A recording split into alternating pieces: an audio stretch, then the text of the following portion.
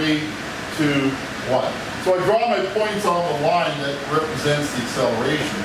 And this is 0, 0. And then this is going to be the point 40 seconds and 15 meters per second.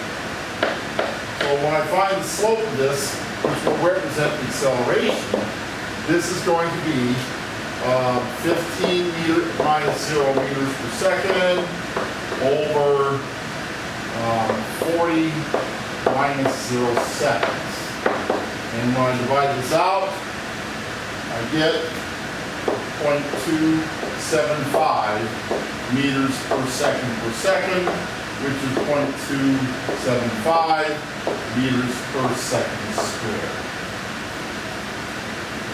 So we can calculate the acceleration doing that as well.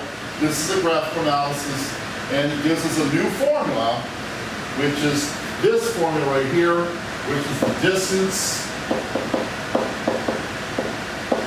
for an accelerating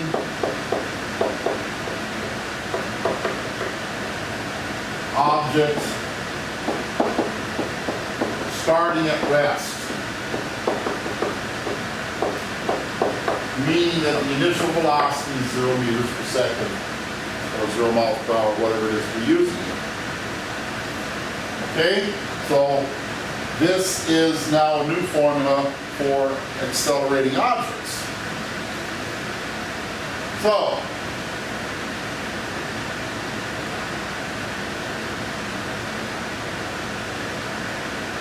So this is where we are right here. D equals 1/2 dt. But what happens when the object is traveling at a constant velocity and then accelerates? How is the calculated distance determined from that? So let's take a look at how we can represent that on the smartboard here. So let's do that. Let's go past our collection of greatest hits. And then now let's draw ourselves a new set of axes.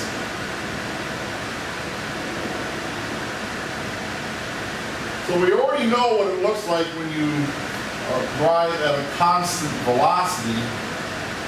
And so you're going along like this. And then all of a sudden then you start to accelerate from that point on.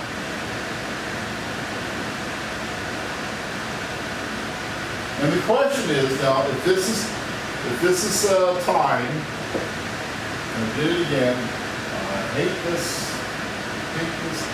Okay. This is time, and this is velocity, just like the other two graphs. We already know how to find this right here. That's not an issue up to this point. So this part right here is just v times t. Okay, I'll call that, I'll just leave it as generically. But we're going to ignore this part right here. What we're actually going to do is find the distance traveled in this aspect of this. So how that's going to work is we're going to say, okay, we got ourselves a perpendicular relationship with the axes. And it looks like what we have here is what we call a trapezoid. Now trapezoids can be kind of messy, but what I'm going to do to eliminate some of the mess is to divide this into two parts. I'm going to divide it into a right triangle with the rectangle. Now we have to remember that we now have two velocities going on here. We got VI, which is the initial velocity, and at this point right here is VF, the final velocity. Okay? So we can calculate, if, like I said, we're ignoring this part right here, and let's just say that we're just looking at the resultant time of this aspect of the geometric shape, then this is going to be V times TI. Now I'm going to call that TI because that's the initial velocity that we have right here. So, I'm sorry, not TI, VIT, initial velocity. VIT. Get rid of this R. I have no idea what I was trying to do there. So that's the initial velocity right there. Now, kicked into gear, your head steps back, now you're accelerating up, and the question is, how much is this going to represent right here in terms of distance? So we know it's going to be this plus whatever this is right here. Well, again, we got ourselves the right triangle. And this right here we call V sub f. It's the final velocity of our analysis. Okay?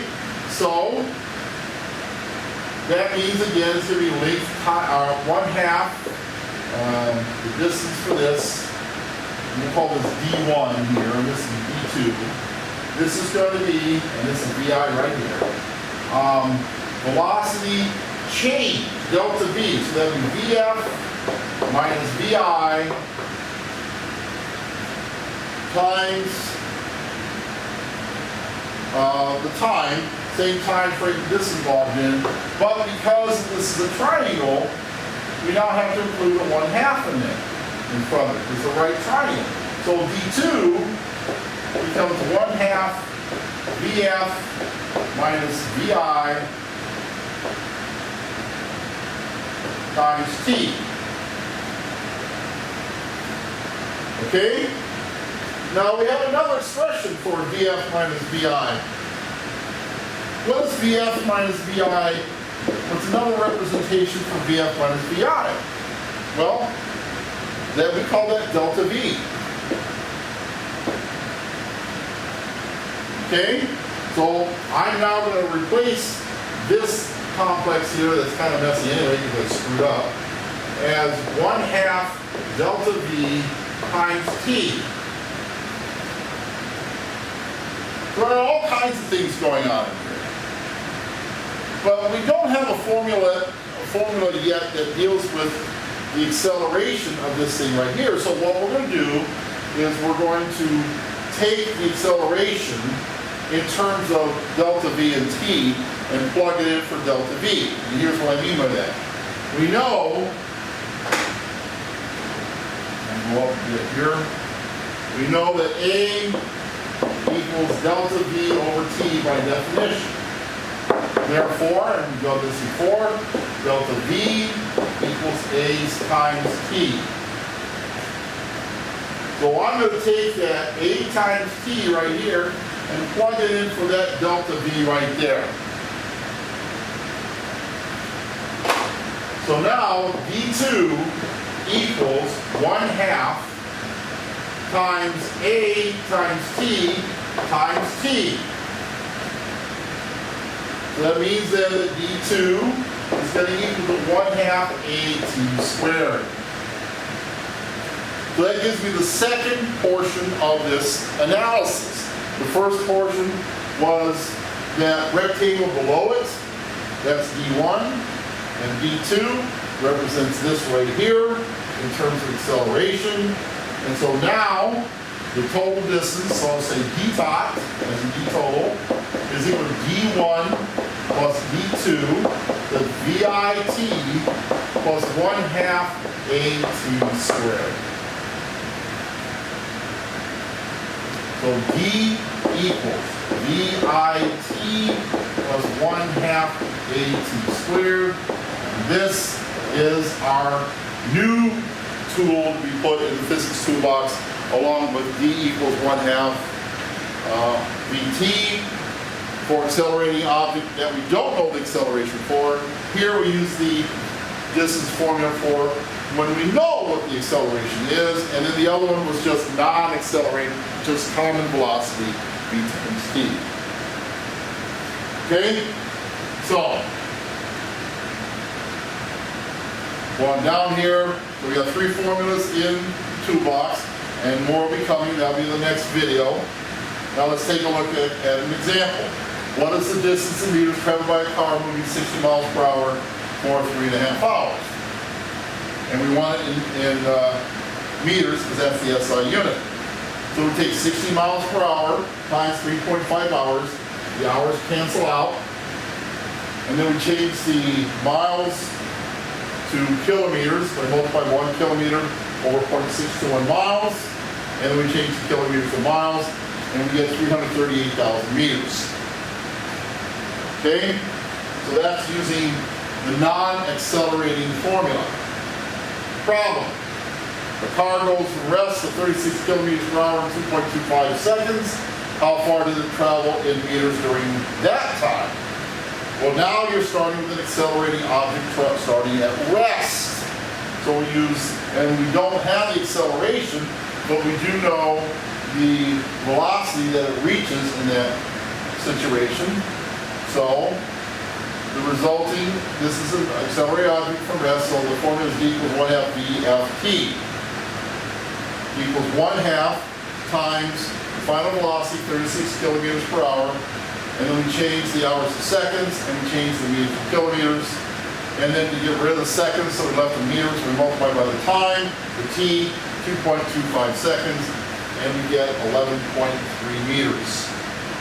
So that is using the d equals 1/2 VT formula. Third sample problem, or example, what is the distance traveled by an object that goes from 45 meters per second to 60 meters per second in 3.20 seconds? Now we're dealing with an acceleration. We've got to calculate the acceleration. Acceleration is going to be the difference between these two, divided by 3.20 seconds, and I got that down there, and I have 4.69 meters per second squared. That is my acceleration I'm going to use in that third distance formula. So the acceleration equals the VIT, so initial velocity is 45 meters per second, times 3.20 seconds, plus 1/2 times A is this, times the time squared, 3.2 seconds squared, and I get 168 meters. Here are your practice problems. Have fun with that.